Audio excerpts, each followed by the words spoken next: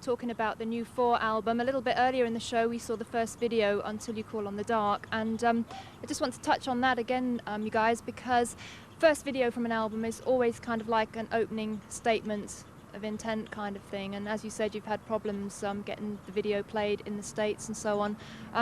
Was there any kind of particular message in that Danzig hadn't compromised for this album, that you were still really feeling you know, a lot towards your hardcore fans? Hardcore? Yeah, your long-time fans. Bass fans. Yeah. Oh, yeah. Like you said before, we do what we do. And if people like it, great. And if they don't, they can take a hike, you know.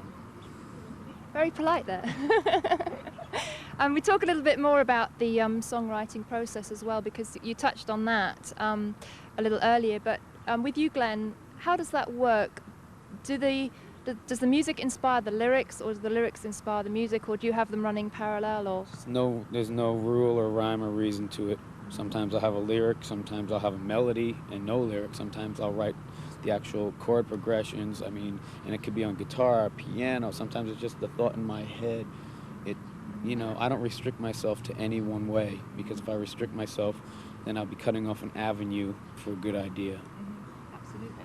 You know. I mean, how do you then contribute, how do you then communicate these ideas to the other 3 guys? I can pretty much play any instrument. Yes, because you played guitar and piano on the album. Yeah, and pretty much anything. So, I mean, drums. Even on the old Sam Hain record and some of the Miss records, I play drums. I mean, it's... Yeah, you can also come in and say, hum stuff to people, and they'll, you know, catch up on it too. You know, if you just got it when you just got out of the car, you know, or something, you can say, oh wait, I got this, and, you know, go like that. I've seen you do that with guitar parts and stuff, you know. Yeah. It's real easy. So basically, you're all on the same wavelength anyway, so they can... Well, not at first, but then... Sometimes. Sometimes we are, and sometimes it clicks. There's some songs that just really click, and they're done, like, really quick. And then there's some songs in the studio I have to go back and listen what's wrong with it and take it apart and put it back together. And some songs are very laborious and some aren't. Some are just really... I mean, for your part, Eeire, do you feel that you're able to stretch yourself as a musician? Oh, I don't know. Yeah, I think I am, but I think that basically whenever, like especially with this record, the songs, I I'd sit there and just listen, see what was going on, you know. And if he didn't say, hey, I want this here, I was kind of like, just play what you feel. And things came out really good, you know. So I don't have to stretch that much. I just have to do what's important for this band, you know. And, you know. Basically, you found a system that works for you. Yeah, well, you know, it goes back to songwriting. A lot of people like to show off in songs, and they forget it's a band, and you're doing, each person has a part, and for them it's just this ego trip to, you know, show off how good or how fast they can play their instrument.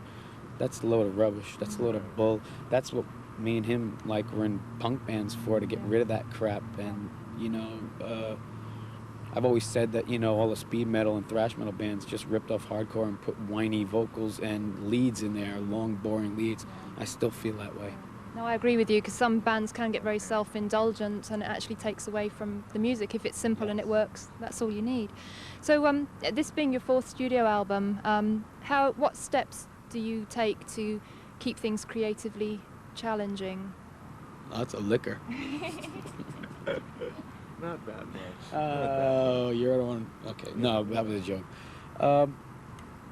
Just change things up every now and then. Have as much fun as you can. Keep it light.